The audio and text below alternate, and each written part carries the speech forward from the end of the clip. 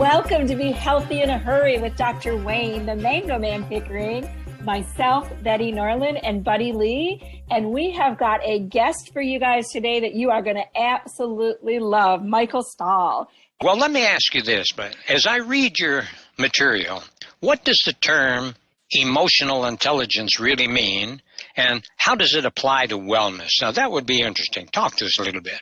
When you talk about emotional intelligence, it's really how we manage our own emotions, and it's the degree to which we understand and are aware of our own social interactions and relationships. You can break it down into 4 different areas. When you think about emotional intelligence, you can look at self-awareness and self-management, and then social awareness and relationship management. Really and truly, at the end of the day, emotional intelligence is all about human relations. How do we relate to other people? And in terms of how that relates to wellness, it's very interesting because if we have imbalances in specific areas of our natural tendencies or preferences as related to performance or as related to how we talk to and work with other people, those imbalances can essentially lead to really a lot of what we would call mental health injuries, things like burnout or depression or compassion fatigue, post-traumatic stress. So the better your emotional intelligence is, the more balanced you are in specific areas as related to both performance and communication, the better your overall total wellness is going to be, and really and truly, the more successful you're going to be. Maybe you can tell us a little bit about the difference between personality and emotional intelligence. You want to go there? There's kind of a debate in some circles. They say, well, can you change your personality? And the short answer to that question is no, we cannot change our core personality. Now, the interesting thing is, though, that every human being can choose to change their behavior to yield a different or a more desirable result. And that leads into emotional intelligence because, as we talked about, it's, again, how do we manage our own emotions? How do we communicate with others? How do we manage our relationships? And so that's very exciting. We can be aware of our personality and the personalities of others, and yet, although we can't change our personality, we can change our behavior. I'll share an interesting story with you around that. A number of years ago, I was working with a client on the West Coast, and it was a large tech company. I had worked with them for about a half a year at this point. I was back in Orlando at the time where I live, and I got a frantic call from the director of human resources. She was on the phone with me. She said, Michael, I just can't believe this. This is just absolutely terrible. I can't believe this has happened. You got to help me. And she was totally upset and just rambling on. I said, okay, well, first of all, let's talk about what happened. She said, well, our vice president of the NOC, which for a technology company stands for Network Operations Center. That's kind of the beehive for a technology company. It's very important. She said he just recently, the other day, left on a business trip to New York City, and he no sooner got out the door than every single person in his department, every one of them, came to me and let me know that they have their resumes out to other companies and that they were leaving because they said he was the worst manager they had ever had. She's like, Michael, I cannot lose the entire department. Do you realize how much money that would cost in terms of recruitment and hiring and training and orientation? She's like, I just can't possibly do that. I said, well, okay. What about this gentleman you're talking about? She says, oh, no, we can't lose him either because although he's a terrible manager and he has no emotional intelligence whatsoever, he's a technical genius, and we have to have his technical expertise. So she's like, well, Michael, what do I do? I said, okay, here's what we'll do. We're going to have him take something called the Harrison Assessment. And this is a behavioral traits profile, just as an aside, that I'm a master trainer in. It looks at 12 specific areas of performance and how that relates to results in all areas of your life. And so I said, well, have him take the Harrison, and then I'll engage in a very customized 2-month training program with him. She said, okay, well, that sounds great. So she basically informed him that this was going to happen. And the very first meeting I had with him, I'll never forget this. So I'd never met this man before. At the very first meeting we had, in a very calm way, he said to me, I just want to let you know that I think what you do has absolutely no value whatsoever. I said, well, yeah. I said, oh, nice guy. Yeah. I said, oh, okay. Well, thank you. I appreciate your honesty and I appreciate your opinion. I said, let's do this. I'll make a deal with you.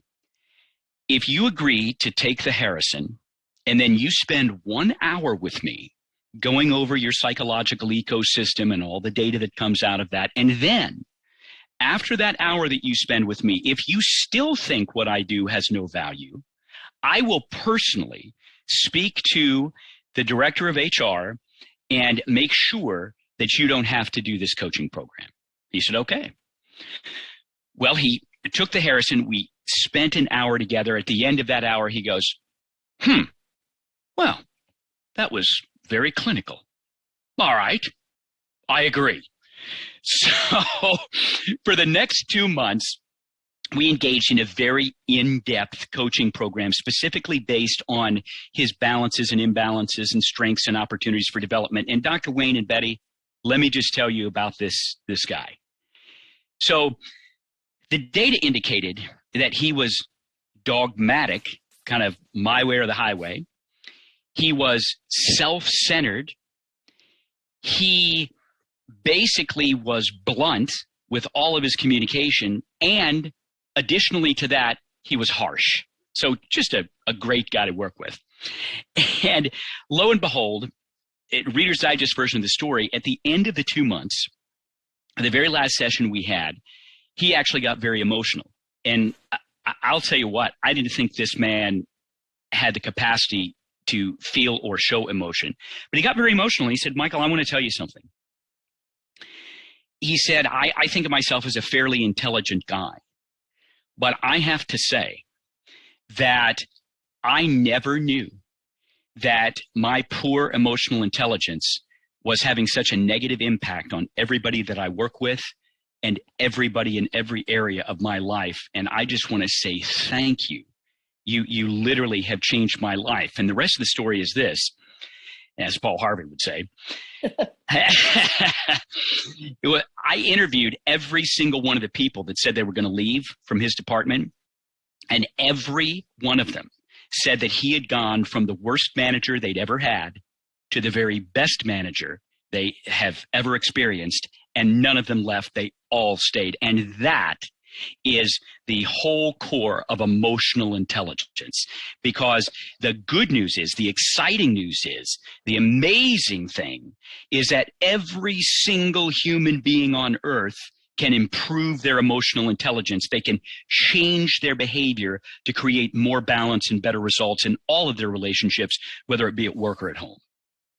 Wow. You know, I've got tears in my eyes listening, just because I know how impactful relationships are and how impactful change is. So I'm going to leave the audience with a quote from Kathleen Spike, who is somebody that's done a lot of coaching. And she said, expect a breakthrough and expect to learn. Michael? A few months ago, our neighbors, a delightful retired couple, came over and knocked on my wife and I's door. And we opened the door. They were smiling, and they had huge handfuls of organic avocados. And they asked us if we wanted them. We said, sure, that would be great. Thank you so much. And as we took the avocados, they proceeded to explain the story of their avocado tree. Evidently, what happened was 7 years prior, they had purchased a small avocado tree sapling. And they like to work in their yard. They find it therapeutic. They enjoy being outside. And so they were very, very excited about growing their avocado tree to eventually bear fruit. Well, that was a 7-year odyssey. And after 7 years, the avocado tree had grown to more than 20 feet, and it had not borne fruit at all. And it was getting to the point where it was overshadowing some of their other landscaping. And so they were considering cutting it down. And then they said, all of a sudden, just out of nowhere, after 7 years, this tree started bearing fruit, is avocados and more avocados and more avocados. They gave them to their family. They gave them to their friends. And then they started giving them to their neighbors, us. And it was such an interesting story to think about that avocado tree. And I think there's really 2 lessons to end off with today. The first lesson would be, sometimes in life we work and we work and we work and we work, and we simply don't get to where we want to be as quick as we would like. And yet just know that all of that hard work and that watering and that nurturing and that fertilization will eventually pay off over time. And the second thing to leave you with is that you should never consider cutting down the tree on your own personal growth too soon. Because at some point, whether it be 7 years or beyond, at some point, things are going to happen. And that avocado tree in your life is going to bear fruit. Be healthy in a hurry with mind, body, and nutrition.